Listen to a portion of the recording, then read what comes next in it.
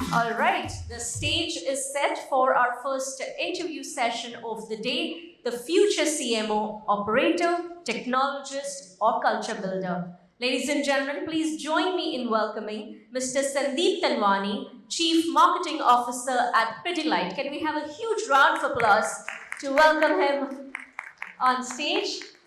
Joining him and interviewing him is Mr. Sreekant Khandekar, co-founder and CEO afaqs. Ladies and gentlemen, let's put our hands together for the gentleman.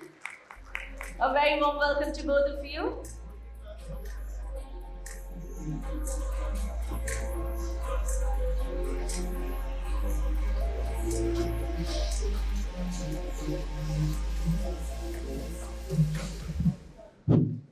Yeah, hi, good morning, everyone. Hi, Sandeep. Hi, Sreekant. Morning. So, one very interesting thing about Pidilite is, and you really have to think about it, which is that it's actually a B2B business, okay? They do not sell directly to consumers for the most part, I think, except for some products. They sell to, say, for example, carpenters with Fevicol.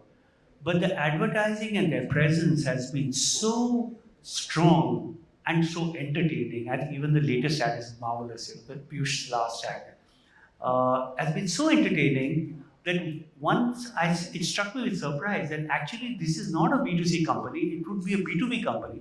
It's a very large company. I think some 14,000 crore rupees in sales. But there are other companies of this size which are industrial companies, and you have never heard of them. Okay, so here's, I think it's a marvelous achievement, I think. So today we are looking at what is the role of the CMO likely to be in the future. Okay, so I'm getting started. Yeah. So the first thing I'd like to ask you, Sandeep, is that if you look at how the CMO's role has changed over the last, say, decade, and how has the emphasis changed? Just briefly, could you sum it up? Firstly, thank you for having me here. It's a real honor to be amongst our peers. And thank you, Sreekant. I think the last one decade, if I would reflect back, the amount of change has been enormous. Looking back at the role of CMO then versus now, I think more a brand custodian about a decade back, and now actually a growth architect. That's one big change. The second is, even if you were to look at the campaigns that they were deployed, it was largely broadcast. Now it is a lot more personalized, a lot more engagement. And third is the fragmentation of media has certainly thrown a challenge in terms of whole reach aspect. And it has therefore, earlier it used to be a very consolidated media framework. You could possibly go behind 2-3 channels and get some 50-60% reach, but now it is unheard of. So the dimensions have changed. The ability to create impact means you need to be on top of that many more levers. And that's one stark change that I've seen for CMOs. So, you started off by saying that instead of, apart from being a brand custodian, which that part continues, a CMO has to be a growth architect. Okay, so that brings me to my next question. That apart from looking at the regular things that a marketer might do, like brand metrics and state of the health of the brand architecture, stuff like that. Is it, when you say growth architect, does that mean you look at the P&L more, or is it something more than that? I think growth architect would mean one has to now think business through brands. And let me clarify, like one of the paradigm that we use in Pidilite is our portfolio is divided into core, growth, and pioneer. That's the set of brands that we... So could you just explain, which is core? So let's say Fevicol and Fevikwik, which are more adhesive businesses, are classified under core. We have growth businesses through Dr. Fixit and ROF. ROF is a tile adhesive. And then we classify pioneers. We basically take big bets and we look at brands which can reach about 100 odd crores in 3 years' time. That's the scale or the opportunity size. Now, that paradigm means we are handling a portfolio of brands, and the rule of thumb that we follow is the growth portfolio has to grow anywhere in line to 1.5 times the GDP. The growth brands have to grow 2 to 4 times the GDP, and the pioneer, as I said, has to be 100 crore opportunity in 3 years' time. Now, that construct requires the CMO to be fully embedded into the business systems. And also, one third of the portfolio has to contribute, or the delta has to come from innovations. And defining the innovation process so that the hit rate and the success rate of innovations goes up is something which is to the core of the CMO role. So, this is very fascinating. But when you think of innovation, you tend to think of it as something that some guy in product development or a department does that, right? What can you give me some specifics of what role can the CMO play in identifying these products, in saying, okay, this one could grow, and I think maybe this will be far harder. Can you give me some examples? Sure, that's a great question, Sreekant.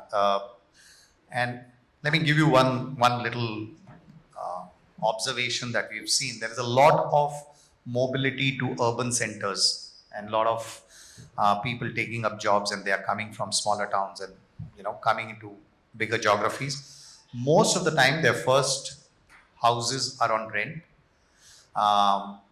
When they take it on rent, unlike 20 years back, they have a taste. They want, when they take a house on rent, they like it.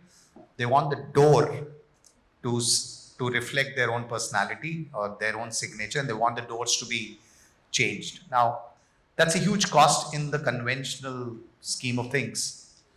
Now, when we observed this as a trend, we found that why should all change of door, which is, let's say, a makeover of the entrance, be so costly and so labor intensive? And there came the idea of a product called Fevicol Relam, which is sticking a laminate on a laminate, and that takes the job from weeks to hours. And therefore, you can have a makeover and have a signature door of your liking. Now, this is a huge trend in urban, largely a Gen Z trend. And the moment that came as an insight, the brief to the R&D team was, can you develop a formulation which does the justice for makeover within hours? And the moment we launched it, we saw a huge amount of receptivity, not just from the consumer, but even from our carpenter friends and community. And that's an innovation which marketing can influence. So that's so interesting. I don't know if, this is really an old story, that when 3M is really marvelously innovative company, when they came up with Post-its some, 40 or 50 years back, for years together, they didn't know what they could do with it. Like, where would you use a restickable pad? So it just hung around inside 3M until somebody figured we could use it. But here you're saying that the idea came from marketing. So it was not product which said, hey, we've got a laminate like this, can you use it? Yeah. So how do you interact with... So actually it is a lot about inciting, and we are very close to both the users and consumers. There's a constant listening which happens. And as an organizational culture, everyone from marketing team has to put in hours speaking to the end user, speaking to the users, and finding their pain points. And whenever we spot a trend saying this looks very interesting, it's an unfulfilled, unserved need. I think that's the beauty of Pidilite innovation system, that it comes up with pioneering products and then develops the market.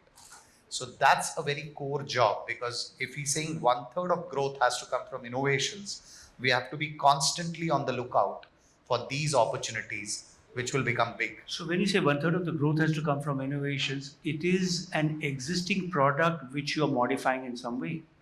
No, it could be genuinely a good innovation which is, created bottoms up.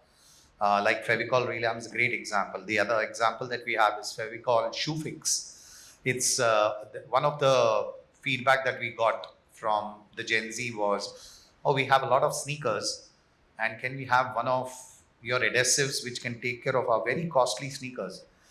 Now, one of the trends that we are seeing is amongst the Gen Z, and I was very pleasantly surprised, the average number of shoes that a Gen Z owns amongst the affluent India is 8 to 10.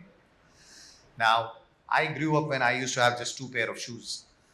But if you have an 8 to 10 shoes in your shoe rack, the incidence of their breaking and needing repair also multiplies by that much more, that many times. Correct. And that's where we realize that, okay, we need a very strong formulation which can take care of a 8,000 rupee Nike or a 12,000 rupee A6. And what will therefore give it that kind of an edge. So today we have a product in Shoe Fix where the formulation is world class and we have an ITR on it. Fabulous. I'm going to, move on now to the question of technology because I think that's the second part of, of the subject. So, at a broad level, how much technical literacy need a CMO possess? Can it be defined in a very broad sense? And second, what is the ways in which AI is being used to your mind, and where is the challenge of using it further?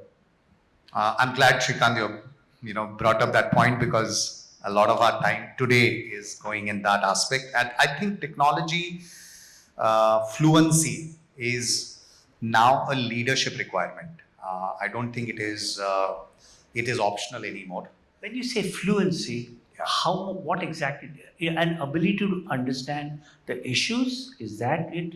To weigh the pros and cons, what is fluency? So when I say fluency, it doesn't just mean that you should understand what AI is doing. I think for me, fluency means can you interpret that technology and recast your existing workflows to make the technology work for you. So there is an application aspect. A lot of our workflows were born before even the digital age. And there is one common trap that we fall in where we start using AI on the existing workflows and say, okay, I'll get efficiencies. But I think one of the things that AI has given us is if you were to rethink it from completely ground zero, how would you recreate this workflow knowing AI capabilities? And that requires you to understand not just the tool, but how will you apply it and what will give you the maximum bang for the buck. So even in application, you've got to be very, very pinpointed, saying this is where AI can be of use to me. This is where AI is a little bit of an overpromise, and let's not touch that part. So that wisdom of using the application of technology to get a multiplier is something I call as fluency. Okay, when we talk about AI in the context of marketing, we first think of how it helps us communicate. That's the most obvious way. I think we've all used it in some form and use it on a daily basis, whether it's writing mail, creating an ad which will for Sure. Insta or something. So, does it seem to you that are we at this point, now we've been with AI for 3 years at least, I think maybe 3.5 years. Does it seem we are overestimating or underestimating its capabilities? I wouldn't say that it is overestimating. I would say our imaginations can open up new potentials. And let me give you an example. Today, from a workflow perspective, I think most of us would have used the Gen AI to create some videos or that's very well known. But imagine the next step is to get into agentic AI, and you had an agent which is not just, one agent which is actually monitoring the trends real time. There's another agent which is linked to it, which is creating or using Gen AI to create an asset. And there is a third agent which is actually real time buying media for you and deploying that same asset. And the last agent, which is actually looking at the local compliances. So imagine if the four of them were to work in tandem, you're looking at an end-to-end value chain within the marketing function to be redefined. And the amount of effort that it can release, but more importantly, it will liberate time for us to do something which is more fundamental or, the human part of it. which is the real alpha, I would say, to generate out of it. So that's the potential of AI that I can foresee. And in terms of using it to scale, how do you deal with that challenge? Fantastic point, and I'll give you an example. We reach out to more than 3.5 lakh carpenters on a monthly basis as a part of our business model, and we reach out similarly to other professional partners like waterproofers or tile contractors. Now, to do this physically on a one-on-one basis is virtually impossible. Now, where AI comes in, if we have the first party data for these all professional partners we have, and if we launch a new product or if you want to launch even a service, not just to communicate but to educate them and develop the market, AI gives us the liberty to scale it up in a record time. So our speed to markets have suddenly gone up because of the use of AI, and our ability to educate and develop the market has seen a step jump. But this is this in the form of speeding up communication primarily, and is it text communication mostly? No, I would say this is actually for market development. Now, let me give you an example. Okay. We have a product in our portfolio which can actually reduce the temperature of the building 10 degrees lesser than the ambient temperature if you use it. It's a building envelope solution, but it requires an education. Now, to create this market, the use of AI can actually speed up this curve on education and adoption both. So it is more than just text messages or communication. It is actual application of a genuine value adding product. I'll come to the last part of it, which is the culture builder part. Which is there's always the Indian market is large, so always in every category there's always been a lot of brands, but now they have really exploded. I think technology in manufacturing allows smaller guys to get in, their D2C brands, etc. So in this context, what is the role? How is the role of the marketer in creating brands which embed themselves in culture and perhaps create subcultures of their own? Has that changed in any way?